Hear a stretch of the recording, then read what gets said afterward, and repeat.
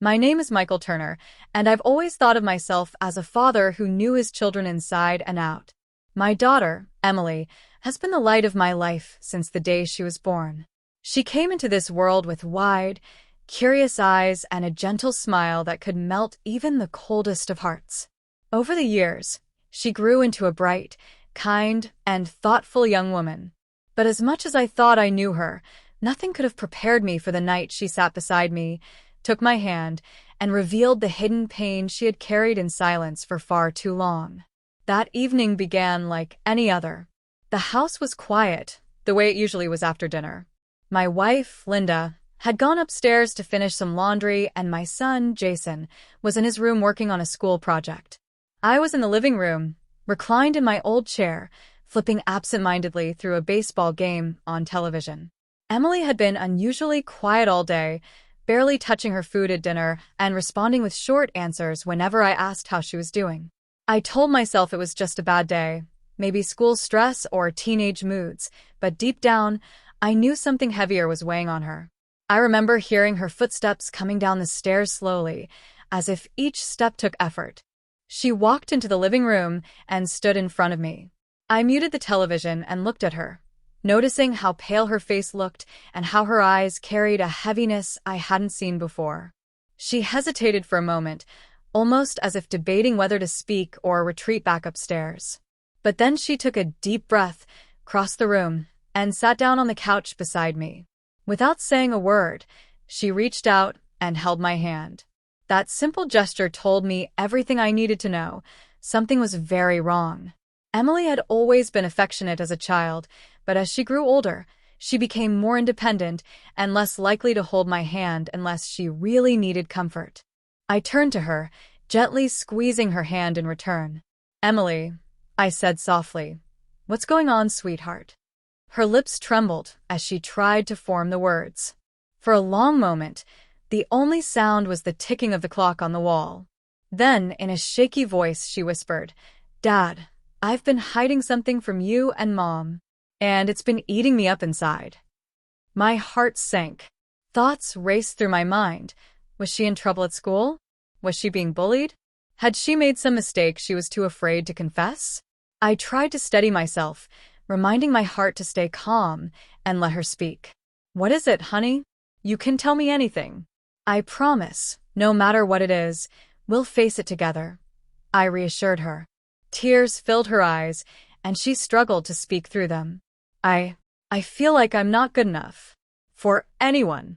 For you, for Mom, for Jason, for my friends.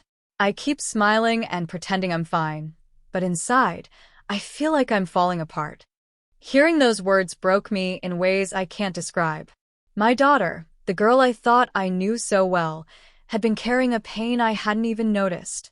I squeezed her hand tighter, fighting the lump in my throat. "Emily," I said, my voice cracking, "why would you ever feel like you're not good enough? You're more than enough. You're my daughter, and I love you exactly as you are." She shook her head, sobbing quietly. "You don't understand, Dad. I put so much pressure on myself. Everyone thinks I'm the smart one, the strong one, the happy one. But I'm not.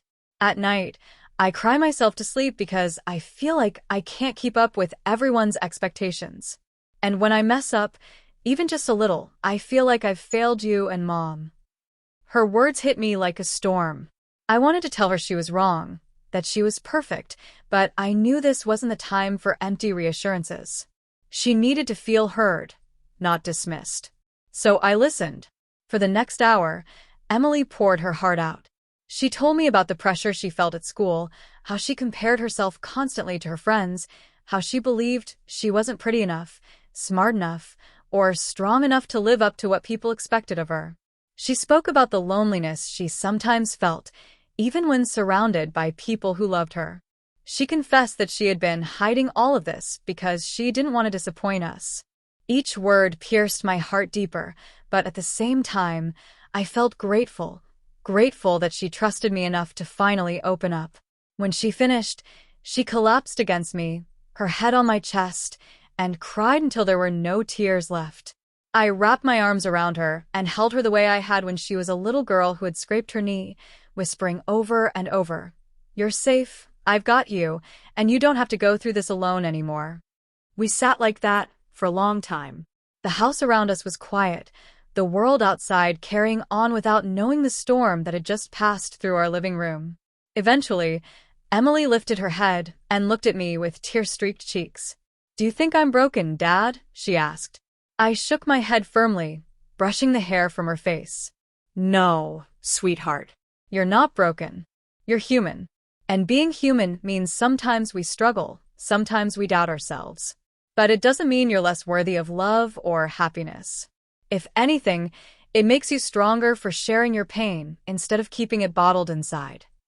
That night, I promised Emily that things would change. I told her we would find a way to lighten the pressure she felt, that we would talk to Mom together, and that we'd look into getting her someone to talk to, a counselor, someone she could share her feelings with without fear of judgment. I told her it was okay to not be okay, and that asking for help was one of the bravest things anyone could do. Her eyes softened with relief, and for the first time in weeks, maybe months, I saw a genuine smile on her face. It wasn't a forced smile, but one that carried the weight of release, the beginning of healing. That night became a turning point for our family. When Linda joined us later, Emily repeated what she had shared, and we held her together, the three of us bound by love and the promise of supporting one another through everything. Slowly but surely, things began to change. Emily started to open up more, sharing her feelings before they could spiral into heavy burdens. We encouraged her to set her own pace at school, reminding her that her worth was not defined by grades, achievements, or comparisons to anyone else. I learned a valuable lesson as a father that night, that sometimes even the strongest-looking hearts can be quietly breaking, and it's our responsibility to notice, to ask, and to listen without judgment. Emily taught me that real strength comes not from pretending everything is fine, but from having the courage to admit when it's not. Today, Emily is still on her journey, as we all are, but she no longer walks it alone. She knows she can always come to us, hold our hands, and speak her truth.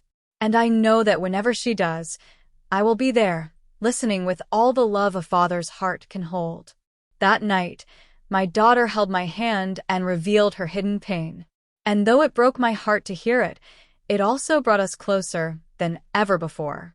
Because in that moment, I realized that love is not about having all the answers, but about being present for the questions, the doubts, and the tears.